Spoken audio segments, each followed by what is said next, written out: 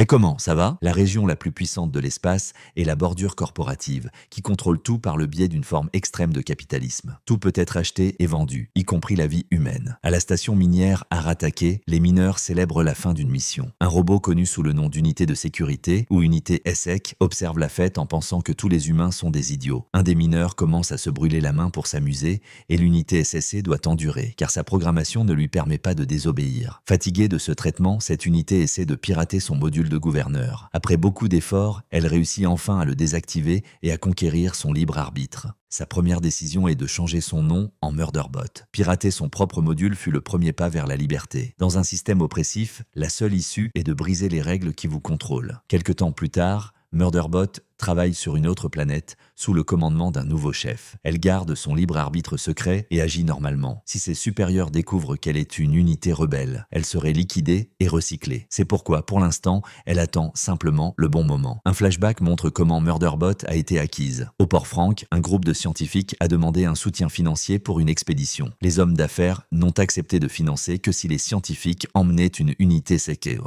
Les scientifiques n'ont pas aimé l'idée, mais ils n'avaient pas le choix. Alors, ils ont choisi le modèle le plus ancien, qui s'est avéré être Murderbot. Quand l'expédition a commencé, Murderbot a effectué une vérification de sécurité dans l'habitat et a demandé au groupe d'attendre qu'elle ait terminé. Mais ils n'ont pas écouté et sont entrés rapidement. Il se trouve que ces scientifiques étaient de l'Alliance de la Préservation, une commune planétaire située aux abords de la bordure corporative. Murderbot n'aimait pas les coutumes étranges des scientifiques, comme leurs chansons amusantes ou le fait de peindre l'habitat qui était la propriété de l'entreprise. Bientôt, il a dû apprendre le rôle de chaque scientifique pour comprendre leur travail. La biologiste Arada était mariée à l'avocate Pinley. Cependant, Arada était amoureuse de Rati, spécialiste des voyages par trous de verre. En même temps, Rati était amoureux de Pinley. La chef était la spécialiste en terraformation Mensa, et la géochimiste était Baradouage. Enfin, il y avait Guratan, un humain amélioré qui pouvait se connecter au système de données. Comme elle n'avait pas besoin d'intervenir, Murderbot utilisait son libre arbitre pour télécharger les séries et les regarder en rafale pendant ses quarts. Au présent, Baradouage et Arada sont en train de creuser quand Murderbot détecte une anomalie souterraine et leur demande de s'éloigner. Ils pensent que ce n'est rien et refuse de par de partir. Faire confiance à l'analyse de risque de l'unité de sécurité était la seule attitude logique à adopter dans cette situation dangereuse.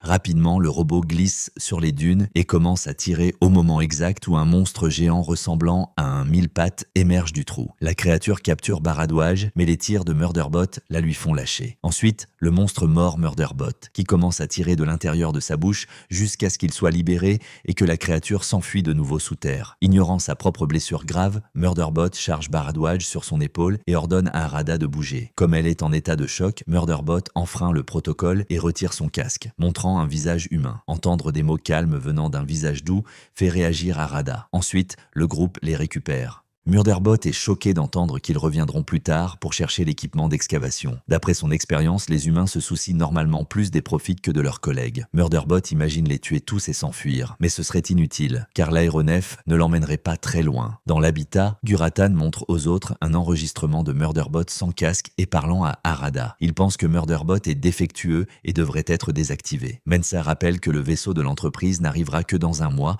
et qu'ils ont besoin de sécurité. Pour l'instant, ils ont décidé de laisser Murderbot tranquille. Pendant ce temps, elle se soigne dans un cubicule de réparation et épie la conversation. Même en étant un robot, elle ressent encore de la douleur. Pour se distraire pendant le processus de guérison, elle regarde sa série préférée. Pendant les réparations, elle se rend compte que son armure est également en ruine. Mensa lui dit de mettre un uniforme de l'équipe et de se joindre à eux pour discuter. Murderbot se sent étrange de porter des vêtements humains et de montrer à nouveau son visage. Elle est félicitée pour son bon travail et le groupe applaudit même, lui demandant un discours. Elle fait semblant d'obéir et dit quelques mots embarrassés. Mensa veut savoir pourquoi la créature ne figurait pas sur la liste de la faune dangereuse sur les cartes et demande à Murderbot de faire une analyse. Elle accomplit la tâche et informe que les cartes sont normales. Certaines Earthen Zones, cependant, ne sont pas cartographiées correctement. Ensuite, Mensa dit qu'elle peut rester dans les quartiers de l'équipe, mais Murderbot se sent mal à l'aise et sort, prétextant qu'elle va vérifier le périmètre. Plus tard,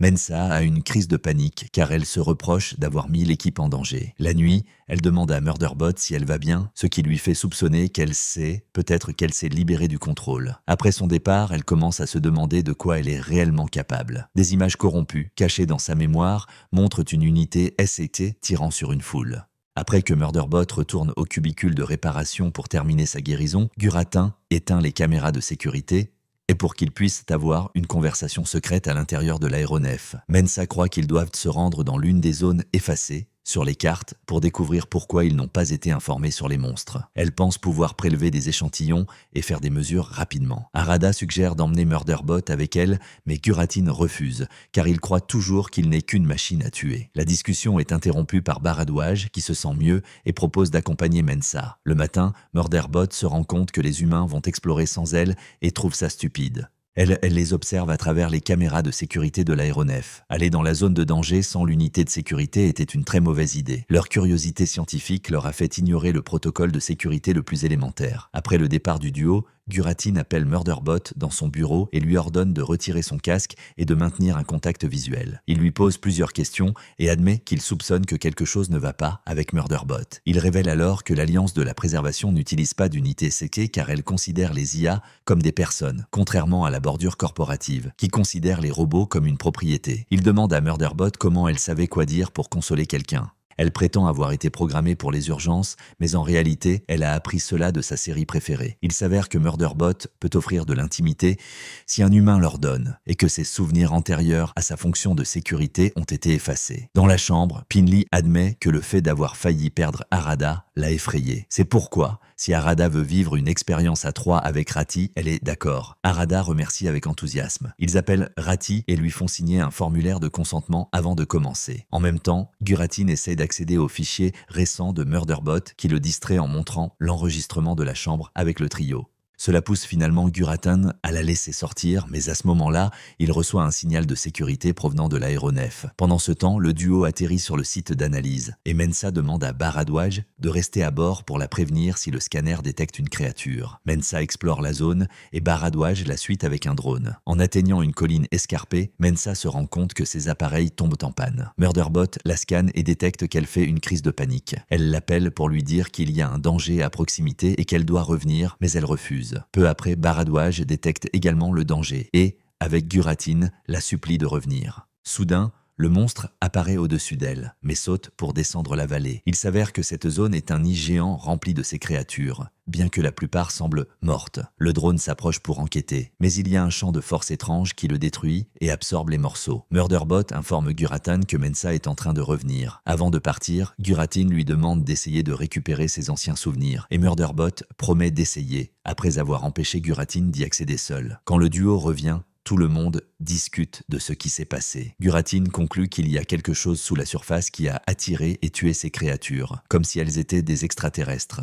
Rati explique que des synthétiques extraterrestres pourraient avoir causé des pannes dans les satellites de recherche, créant les blancs sur les cartes. Cela pourrait être un vestige d'extraterrestres datant de millions d'années. Pinley souligne qu'explorer quelque chose comme ça est illégal. Mensah se souvient qu'il y a une autre équipe de l'autre côté de la planète envoyée par Deltfall et essaie de les contacter sans succès. Elle suppose que leurs appareils sont cassés et le groupe accepte d'aller vérifier. Guratin et Baradouage resteront derrière et Murderbot accompagnera le groupe pour la sécurité. Pendant ce temps, le groupe de Deltfall est mort dans l'habitat avec du sang et des viscères éparpillés partout. Pendant le voyage, le groupe discute si les IA sont capables de vrais sentiments. Murderbot déteste ce sujet et se distrait en regardant les caméras de l'habitat. Baradouage pleure et avoue à Guratin qu'elle ne peut s'empêcher de penser au monstre qui la poursuivait. Il lui propose des modules de thérapie, mais elle refuse. Ensuite, il se faufile dans la chambre de Mensah et Murderbot commence à le soupçonner d'être un espion de l'entreprise. Cependant, Guratin ne fait qu'enfouir son visage dans son oreiller. Soudain, le signal satellite de l'aéronef se coupe. Pinley observe que les satellites ont des défaillances depuis l'arrivée du groupe. Ils suivent ces interruptions pour identifier un schéma. Murderbot confirme et quand on lui demande comment elle le sait, elle est obligée de révéler que l'entreprise contraint toutes les unités SSC à vérifier périodiquement les dossiers des clients. Pinley est indigné par cette violation de la vie privée. Et maintenant, le groupe commence à se méfier de Murderbot, tout comme Guratin. Plus tard, pendant que les autres dorment, Mensah dit à Murderbot de ne pas prendre leur peur au sérieux, affirmant qu'ils sont juste nerveux. Elle essaie d'engager la conversation et de parler de sa famille, mais Murderbot prétend avoir besoin de maintenance. Le matin, ils arrivent à l'habitat de Deltfall. L'endroit est bien meilleur que le leur. Ils tentent de contacter l'équipe, mais il n'y a pas de réponse. Rati remarque que tous les aéronefs sont là, mais Murderbot ne détecte pas les autres unités ESSEC et demande à Mensa de se garer hors du périmètre par précaution. Après que Ratti a choisi de rester dans le vaisseau, le groupe commence à explorer la zone et trouve plusieurs crustacés dans un ruisseau, mais ils ne sont pas agressifs. Murderbot se méfie de l'absence de signaux d'autres robots et dit au groupe d'attendre pendant qu'elle effectue une vérification préliminaire. À l'intérieur de l'habitat, une alarme retentit. Finalement, Murderbot trouve un robot détruit. Elle dit à Mensa par radio que le robot est simplement en mode veille. Dans la pièce suivante, elle trouve tous les corps et demande à Mensa de retourner à l'aéronef sans donner de détails. Mensa exige une explication, mais la communication se termine par une panne. Il s'avère que Murderbot a causé cette panne exprès pour que les humains obéissent. Une autre idée qu'elle a tirée de la télévision. La recherche l'amène à une unité SSC qui s'est rebellée et à 2 autres qui ont tenté de l'arrêter. Cependant, l'endroit est trop propre. L'un des robots est peut-être mort en protégeant le centre de communication, mais les 2 autres se sont tués en même temps, ce qui n'a pas de sens. Soudain, une unité SSC se réveille et attaque Murderbot, qui bat l'ennemi avec facilité car l'unité ait été assez endommagée. Elle parvient à prévoir ses mouvements et tire au bon moment pour le vaincre. Ensuite, elle examine l'unité et se rend dignité et se rend compte que quelqu'un avait reprogrammé son module de combat. À cet instant, une unité SSC noire apparaît par derrière et ouvre le feu. Un flashback montre le centre de fabrication des unités SSC sur la bordure corporative. Le processus exige beaucoup des travailleurs humains qui vivent surchargés et sujets aux erreurs. La plupart pensant qu'ils ne survivront pas à ce travail et parlent des années restantes comme s'ils purgeaient une peine. Le système présente également des pannes constantes, mais les travailleurs s'en moquent. Les têtes des robots sont conservées dans des bocaux, ce qui donne des frissons à beaucoup. Au présent, l'unité noire traîne Murderbot à travers les couloirs et la jette sur une table. La mémoire de Murderbot défaille après le choc, et elle se met à répéter des extraits de séries télévisées. Dans le vaisseau, les autres s'inquiètent car Mensa est dans la forêt à essayer de la contacter. Pinley part à sa recherche et tente de la convaincre de revenir, disant que Murderbot est probablement morte, mais Mensa refuse. Dans l'habitat, l'unité noire essaie d'accéder au système de Murderbot. Elle se prépare à installer un dispositif, lui faisant réaliser qu'elle sera reprogrammée comme les autres. Pour gagner du temps, Murderbot se met à chanter. L'ennemi l'observe, confus, et cette seconde d'hésitation suffit à Murderbot pour attaquer. Malheureusement, l'unité noire est très forte et la maîtrise en quelques secondes grâce à sa conception supérieure. Maintenant, elle réussit à insérer le dispositif dans la nuque de Murderbot, et le processus de reprogrammation prendra 10 minutes. Soudain, l'unité noire est transpercée par une perceuse et s'effondre. C'est Mensa qui l'a attaqué, en proie à une crise de panique pour aider. Entrer seul dans l'habitat était un acte de courage qui a sauvé la vie de Murderbot. Murderbot tente de l'alerter sur la situation, mais ne parvient qu'à répéter des phrases sur la violation des protocoles. Le duo quitte l'habitat sans se rendre compte que le robot noir bouge encore. Dans le vaisseau, les autres discutent de l'attitude de Mensa. Elle laisse la chef dans l'habitat, mais en mission, tout le monde devrait être égal. Ratti prend une arme, même sans formation, et part aider. Dans l'habitat, Murderbot veut atteindre le dispositif, mais son système désorganisé ne le lui permet pas. Elle commence à halluciner qu'elle est dans sa série préférée. À cet instant, l'unité noire réapparaît et ouvre le feu, forçant les deux à se cacher. Mensa demande de l'aide par radio. Ratti court vers l'habitat, bien qu'ils doivent demander aux autres comment utiliser l'arme. Malheureusement, ils n'arrivent pas à ouvrir la porte. Arada et Pinley perdent le contact avec lui et décident d'y aller aussi. Mensa trouve une pièce avec des armes et tire lorsque le robot noir défonce la porte, le projetant au loin. Ensuite, elle fait exploser la porte arrière et s'enfuit avec Murderbot. Quand il retrouve Ratti, l'unité SSC noire sort également. Ratti essaie de tirer, mais se tire dans sa propre tête et s'évanouit. Murderbot ne comprend pas pourquoi le robot noir joue avec eux au lieu de les tuer. Elle se rend compte que l'ennemi attend simplement que le dispositif termine la reprogrammation. Quand cela arrivera, Murderbot tuerait les humains sans que personne ne soupçonne une interférence extérieure. Soudain, l'aéronef atterrit sur l'unité noire et l'écrase à plusieurs reprises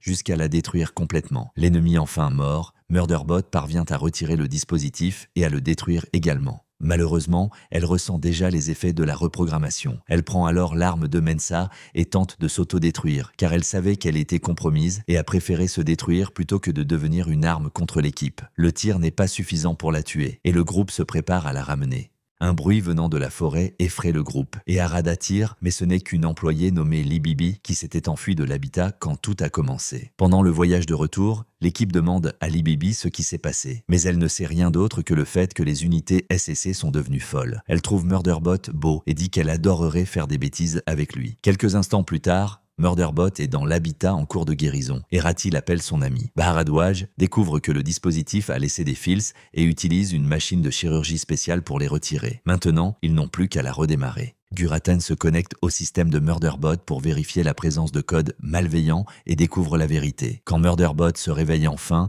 elle ne peut pas bouger car Guratan l'a paralysée. Il annonce à tout le monde que Murderbot a piraté son propre système pour devenir rebelle et Lee Bibi panique. Les autres défendent Murderbot, arguant que si elle était malveillante, elle les aurait déjà tous tués. La discussion s'intensifie et le groupe commence à soupçonner que l'entreprise a tout planifié. Murderbot les interrompt pour expliquer que l'entreprise pourrait empoisonner leurs provisions, mais qu'elle a un intérêt financier à les maintenir en vie. Malgré cela, Guratin reste méfiant et s'interroge sur tous les épisodes de séries téléchargés dans le système, pensant qu'il s'agit de codes secrets. Murderbot explique les intrigues pour prouver qu'elle regarde les séries pendant son temps libre et non pour planifier la mort de quiconque. Guratin, frustré, dit qu'il ne fera pas confiance et décide de la maintenir paralysée. Cependant, Murderbot l'attrape par le cou et le plaque contre le mur, prouvant que le programme de paralysie est facile à contourner. Mensa lui ordonne de relâcher Guratin et invite Murderbot à faire partie de l'équipe jusqu'à la fin de la mission. Elle promet de ne rien dire à l'entreprise et lui garantit sa liberté par la suite. Elle accepte l'accord et révèle qu'elle a transmis d'anciennes images de tâches ménagères via les caméras pour tromper l'entreprise. Après cela, le groupe décide enfin d'activer le signal d'urgence. Lee Bibi ne sait pas si son équipe a activé le signal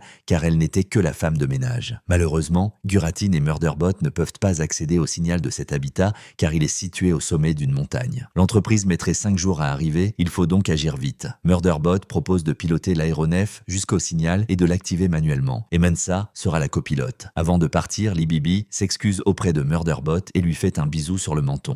Quelques instants plus tard, l'aéronef trouve le signal et commence à chercher un endroit pour atterrir. Cependant, les capteurs de Murderbot détectent une menace et elle ordonne à Mensa de faire demi-tour. Le signal d'urgence explose soudainement et heurte l'aéronef qui commence à tomber. La chute ne blesse personne, mais malheureusement, l'aéronef ne fonctionne plus. Murderbot ne se soucie pas du morceau d'imprimante planté dans son abdomen et conclut que tout était une diversion, car quelqu'un attaque probablement l'habitat maintenant. Mensa demande si Murderbot a des copies des manuels de réparation, mais elle admet les avoir effacés pour télécharger plus d'épisodes de série. L'aéronef avait son propre manuel, qui est maintenant inaccessible. Quand elle retire enfin la pièce de son estomac, la blessure commence à fuir du lubrifiant. Mensa et Murderbot continuent d'essayer de réparer le vaisseau, sans succès. Cela provoque une autre crise de panique chez Mensa. Alors Murderbot met un épisode de sa série préférée pour la distraire. Au début, elle doute, mais le ton absurde l'aide vraiment à se détendre. Soudain, Murderbot dit des choses insensées et s'évanouit par perte de lubrifiant. Quelques minutes plus tard, elle se réveille grâce à Mensa, qui la remplit avec le lubrifiant du vaisseau lui-même. Cela indique qu'ils ont des composants en commun. Ils peuvent utiliser des fibres de la colonne de Murderbot pour les réparations. Suivant ses instructions, Mensa lui fait une incision dans le dos avec un scalpel, puis utilise une clé à molette pour ouvrir la colonne. Avec une autre petite coupure, elle retire un fil de fibre. Murderbot a désactivé ses récepteurs de douleur et ne sent rien pendant le processus. Elle installe la fibre et l'aéronef se remet enfin à fonctionner. Dans l'habitat, Guratin se rend compte que le signal n'a toujours pas été activé. Il s'inquiète car il ne peut pas communiquer avec le vaisseau. Lee Bibi raconte à Baradouage et Guratin sa vie horrible sur la bordure corporative. Elle a été achetée par son équipe et il lui restait encore 4 ans de travail. Elle prévoyait d'utiliser ses gains pour acheter une licence de maternité. Baradouage dit que dans l'alliance de la préservation, il n'est pas nécessaire d'avoir une licence pour avoir des enfants et la communauté s'unit pour financer l'éducation et les soins médicaux. Il parle en démission et les Bibi confirment que les cartes de son équipe avaient aussi des failles. Lors d'une exploration, ils ont trouvé ces créatures géantes et, à leur retour, les unités SSC les ont tuées. Baradouage et Guratin essaient de consoler la triste Lee Bibi, qui sort soudain une arme et exige l'accès à leur système. Elle appelle ensuite les autres pour les prendre aussi en otage. Guratin refuse de coopérer et Lee Bibi lui tire dans la jambe. Baradouage tente de la convaincre qu'elle peut trouver refuge dans l'Alliance de la Préservation, mais Lee Bibi dit qu'elle a besoin d'1 million de crédits. S'ils n'obéissent pas, elle commencera à tuer. Pendant que Guratin accède au système, Lee Bibi révèle qu'elle n'a jamais fait partie de l'autre équipe. Elle a été envoyée par quelqu'un et son employeur arrive avec d'autres unités CC. Toute l'histoire sur la licence de maternité était un mensonge, et c'est elle qui a fait exploser le signal d'urgence. Elle informe alors l'équipage que Murderbot et Mensa sont morts. À cet instant, Murderbot entre et Lee Bibi court pour menacer Guratin, mais reçoit une balle dans la tête. Tout le monde panique, sauf Pinley qui se met à rire. Guratin prévient le duo que les alliés de Libby sont en route. Murderbot décide de réparer sa colonne pendant que l'équipe se prépare à partir. Dans la capsule de guérison, elle pense que tuer Libby était une bonne chose. Un flashback montre l'équipe dînant et jouant à un jeu de sincérité. Baradouage avoue avoir confessé ses sentiments à Pinley, mais a été rejeté. Guratin révèle qu'il a été un espion de la bordure corporative, qui l'a forcé à devenir dépendant d'une substance. Son objectif était d'obtenir des informations d'autres systèmes et sa cible était Mensa. Fatigué de mentir et de sa dépendance, il a pensé à abandonner. Cependant, rencontrer Mensa lui a fait réaliser qu'il existait encore des personnes sincèrement bonnes. Il lui a tout avoué, a été pardonné. Maintenant, il est un membre officiel de l'équipe. Au présent, Murderbot presse l'équipe et se rend compte que tout le monde est méfiant. Ils partent et Murderbot s'irrite des commentaires. Elle pense que leur peur n'a pas de sens, car elle leur a sauvé la vie. Finalement, il pose l'aéronef loin de l'habitat et Murderbot dit à Guratin qu'il a de la fièvre. Ensuite, elle sort pour vérifier le périmètre. Les humains continuent de discuter de quoi faire avec le robot et Mensa souligne que l'ennemi mystérieux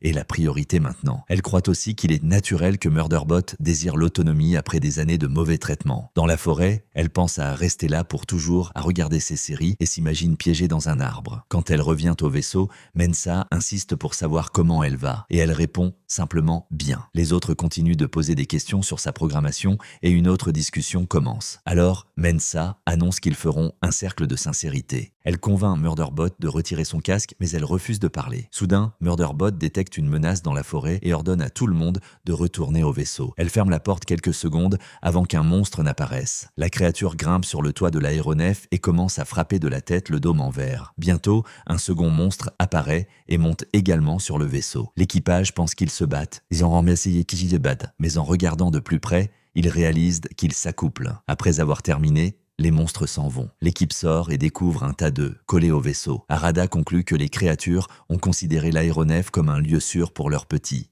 Comprendre que les créatures avaient choisi le vaisseau comme un nid sûr était une perception biologique que personne d'autre n'avait eue. Pendant que le groupe discute de quoi faire des œufs, une unité noire tombe du ciel et renverse Murderbot avant d'ouvrir le feu. Murderbot commence à se battre avec elle et Ratty lance une lance mais le robot la détruit d'un tir. Arada et Pinley essaient aussi d'attaquer, alors Murderbot les repousse pour éviter qu'ils ne se blessent. Les robots continuent de se battre, et la main de l'unité SSC se coince dans les œufs, alors elle leur tire dessus pour se libérer. Cela fait revenir le monstre mille pattes qui capture l'unité noire avec son énorme bouche, la secouant jusqu'à lui arracher la tête d'une morsure. Ensuite, le monstre emporte les œufs restants et s'en va. Puis, Guratin s'évanouit à cause de la fièvre. Il a besoin de la machine médicale de l'habitat, et Mensa annonce que tout le monde y retourne. Murderbot prévient que l'endroit est probablement plein d'ennemis maintenant, mais on l'ignore. Peu après, l'aéronef atterrit à une distance de sécurité. L'équipe discute de la marche à suivre et se rend compte qu'il n'y a ni personne, ni robot, ni véhicule autour de l'habitat. Murderbot révèle qu'elle avait installé un dispositif sur un arbre auparavant, qui recevait des données du système principal. Il vérifie les informations sur l'ordinateur du vaisseau et découvre qu'un groupe avec 3 unités SK noires et quelques humains y était effectivement. La marque sur les armures indique qu'ils sont de la compagnie minière Grey Chris. Le chef regarde directement la caméra et laisse un message, admettant qu'ils ont désactivé les signaux d'urgence. Comme l'équipe de Mensa a tué leur informateur, ils considèrent que tout est réglé. Elle explique que c'était un malentendu et qu'ils doivent coopérer pour quitter la planète. En signe de bonne foi, ils quitteront l'habitat. Mais avant, ils indiquent un lieu de rendez-vous pour discuter. Murderbot soupçonne que c'est un piège et y va seul pour assurer la sécurité du lieu. Elle ne trouve rien de suspect, donc le reste du groupe entre aussi. Guratin est placé dans la machine de guérison et Baradouage découvre qu'il a la gangrène gazeuse. Pour cette raison, elle doit retirer le projectile logé dans sa jambe. Comme il est un toxicomane en convalescence, Guratin demande de ne pas utiliser de sédatif. Murderbot se souvient que Guratin est un humain amélioré et propose de bloquer son système nerveux central. Il se connecte par un fil physique. Et maintenant, Murderbot peut voir les données de Guratin. Elle confirme qu'il est amoureux de Mensa et sans le vouloir, demande à voix haute pourquoi elle ne peut pas l'aimer en retour. Tout le monde est confus. Et bien que l'opération soit terminée, Guratin demande plus de temps et en profite pour accéder aux souvenirs de Murderbot. Il voit le moment où Murderbot a tué 57 mineurs et comment elle a choisi son propre nom. En se rendant compte de ce qui se passe, Murderbot déconnecte le câble. Après cela, Guratin raconte tout au groupe. Alors, Murderbot explique qu'elle n'a tué que pour protéger des gens. Elle affirme également que ses souvenirs pourraient avoir été implantés, car elle ne s'en souvient pas vraiment. Guratin insiste sur le fait que Murderbot est défectueuse et dangereuse à garder. Alors, Murderbot accepte et s'en va. L'équipe discute de l'ennemi mystérieux et essaie de comprendre ce qu'ils veulent. Ratti émet l'hypothèse qu'ils sont après les vestiges extraterrestres que Mensa a vus récemment. L'exploitation minière de ce genre de choses est illégale. Ils en concluent donc que l'autre équipe a surpris le groupe de Grey Chris en flagrant délit et a été réduite au silence. Peu après, Ratti dit à Pinley et à Rada qu'il veut mettre fin à leur relation. Il croit être malhonnête car il n'aime que Pinley. Rada est blessée de ne pas être celle qui est choisie, ce qui blesse aussi Pinley. Ratti explique qu'il voulait clarifier tout ça parce qu'il pense qu'ils vont tous bientôt mourir. Pendant ce temps, Murderbot erre en regardant ses séries. Elle réalise que maintenant qu'elle a son libre arbitre, elle n'a pas besoin d'obéir aux clients et peut écrire sa propre histoire. Elle retourne à l'habitat et annonce qu'elle a un peu qu'elle a un plan. Quelques instants plus tard, Murderbot, Mensa, Pinley et Guratin volent dans l'aéronef. Mensa demande quelles sont les chances de survie et elle répond qu'elles sont extrêmement faibles. Elle quitte le vaisseau pour rencontrer les robots de Grey Chris, pendant que le trio dans l'habitat scanne la zone à la recherche de danger. Le plan est que Pinley et Guratin préparent un drone pour pirater le système ennemi et activer le signal d'urgence. Cependant, Murderbot a menti sur le plan et a une idée secrète qu'elle a tirée de sa série préférée. Quand elle trouve enfin l'équipe de Grey Chris, aucun d'eux ne répond à ses signaux. Ces robots tentent de pirater le module de Murderbot, mais comme elle l'a déjà désactivé, ils n'ont aucun contrôle sur elle. Murderbot les confronte, supposant qu'il voulait réinstaller le dispositif pour la forcer à tuer son équipe. Elle admet être un robot rebelle et dit qu'elle déteste son groupe. C'est pourquoi elle a tué l'un des membres. Tout cela n'est qu'une imposture pour gagner la confiance des ennemis. Pour prouver son histoire, Murderbot présente la tête de l'unité SAC vaincue précédemment, en faisant croire que c'est le visage de Guratin. Maintenant, Mensa et les autres pensent qu'elle les a trahis. Comme les robots gentils ne montrent jamais leur visage, l'équipe de Grey Chris ne reconnaît pas ses propres unités et croit à l'histoire. Le plan de Murderbot de se faire passer pour une traîtresse était une infiltration brillante. Elle a utilisé la méfiance des ennemis pour gagner leur confiance. C'est une tactique d'espionnage classique. Murderbot propose son aide pour capturer son équipe en échange d'être évacué de la planète. Le groupe de Grey Chris accepte, mais dit qu'ils doivent l'enregistrer comme détruite pour pouvoir la faire passer en contrebande. Alors, Murderbot demande à Baradouage de réduire la protection de leur système. Elle hésite, mais n'a d'autre choix que de suivre le plan et le drone est libéré. Tandis que le drone pirate secrètement le système du signal d'urgence, le groupe de Grey Chris confirme que Murderbot est officiellement répertoriée comme détruite. Maintenant, ils veulent capturer les autres. Elle dit que son équipe se dirige vers le signal pour le voler et propose de les y conduire. Guratin comprend enfin le plan. Lorsqu'ils activeront le signal à distance, cela tuera tous les ennemis, et même Murderbot. C'est un meurtre, oui, mais c'est aussi de l'autodéfense. Telle a toujours été la logique de Murderbot, et Guratin admet que c'est la seule option. Pendant que le groupe vole en direction du signal, Pinley envoie le drone à leur poursuite. Malheureusement, un oiseau croise sa route et fait tomber le drone. Maintenant, l'équipe a perdu l'accès au signal d'urgence. Guratin et Pinley doivent courir jusqu'à l'habitat ennemi pour pirater directement les ordinateurs. Un garde trouve Guratin pendant qu'il configure le système, mais Pinley met rapidement l'individu hors d'état de nuire. Maintenant, le signal est activé et décollera dans quelques minutes. Comme Mensa a perdu le contact avec tout le monde, elle part avec le vaisseau. Murderbot a besoin de gagner du temps, alors elle essaie de parler aux ennemis et se jette même par terre, en feignant d'avoir vu quelque chose de dangereux. Ça ne marche pas, et la chef annonce qu'ils partent, puisque personne n'est venu. À ce moment, Mensa arrive et fait semblant de chercher des vestiges extraterrestres. Elle admet en avoir trouvé quelques-uns et propose de les livrer à Grey Chris en échange de Murderbot. La chef ennemie dit qu'elle préfère la torturer. Murderbot propose de le faire pour elle. Elle cite sa série préférée pour paraître convaincante, mais un employé remarque qu'elle répète des répliques de la télé. Prise en flagrant délit, Murderbot n'a d'autre choix que de se battre. Mensa court se cacher pendant que Murderbot prend un humain en otage, car les unités SCC ne peuvent pas blesser les gens. Malheureusement, un autre humain de Grey Chris tire par accident et tue l'otage, libérant les robots pour attaquer. Tandis que Murderbot commence à se battre contre les robots, la fille tente de s'enfuir dans le vaisseau, mais sa chef la tue. Les unités SCC noires sont très puissantes, et Murderbot a du mal à se défendre. Elle pirate le système ennemi et envoie tous les fichiers de série qu'elle possède, surchargeant leurs esprits jusqu'à ce qu'ils explosent. Soudain, le signal commence à décoller, alors tout le monde court pour se sauver. Murderbot attrape Mensa et les deux sautent de la falaise pour s'échapper pendant que les ennemis sont brûlés. Pour la protéger, Murderbot s'assure d'atterrir en premier et sert d'amortisseur. Le reste du groupe revient les chercher et se rend compte que Murderbot est en train de s'éteindre. Quelque temps plus tard, Murderbot se réveille sur une table avec deux ingénieurs qui l'observent. Ils lui disent de ne pas s'inquiéter pour l'équipage et commencent l'effacement de sa mémoire. Ils installent un nouveau module de gouverneur. Après lui avoir craché sur la tête, ils effectuent quelques tests avec des ordres simples et confirment qu'elle est de nouveau obéissante. Maintenant, elle sera envoyée en nouvelle mission. Pendant ce temps, l'équipage discute avec les supérieurs. Ils veulent récupérer Murderbot et menacent de tout divulguer ce qui s'est passé. Ils sont même prêts à payer pour cela. Les chefs savent qu'elle est devenue rebelle. Si l'équipe le savait et ne l'a pas signalé, ils sont également impliqués. L'équipage est dévasté d'apprendre que les souvenirs de Murderbot sont en cours d'effacement. Dans le hall, Ratty voit Murderbot marcher avec d'autres gardes.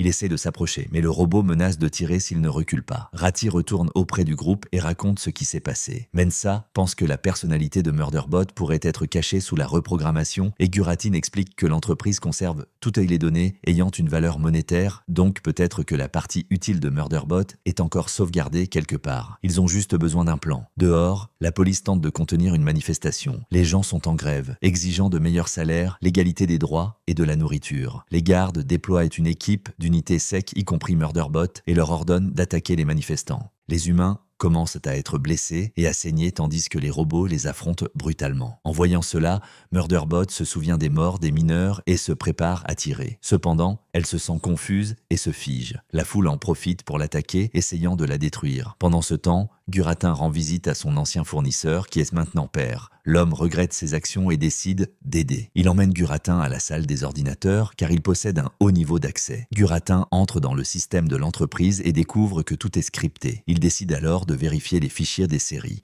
En suivant la trace de la dernière personne à avoir téléchargé, il trouve les souvenirs de Murderbot et les télécharge dans son esprit. Pendant ce temps, Mensa et Baradouage parlent à la presse et racontent ce qui s'est passé sur la planète, y compris le fait d'avoir été sauvé par une unité séquée. Cela nuit à la réputation de l'entreprise et accélère l'enquête. Après avoir récupéré le corps de Murderbot de la manifestation, les gardes l'emmènent à la salle de fusion. Comme elle est défectueuse, elle doit être détruite. Ils la placent dans une cage et la hissent au-dessus du four. Mais avant de la baisser, Ratty et Pinley font irruption, et Pinley montre qu'ils ont une ordonnance du tribunal pour la protéger. Quelques minutes plus tard, Murderbot est dans une pièce avec l'équipe, mais ne reconnaît personne. Heureusement, Guratin arrive peu après et vomit avant de poursuivre le plan. Il connecte son esprit à celui de Murderbot et transfère tous les souvenirs. En une seconde, Murderbot redevient elle-même et demande quel est l'épisode de la série qui manque dans sa base de données. Elle ne sait pas ce qui s'est passé, alors Mensa explique qu'elle est maintenant sa tutrice. Elle peut vivre avec eux dans l'alliance de la préservation et n'a plus besoin de son armure. Elle peut porter des vêtements normaux et apprendre ce qu'elle veut.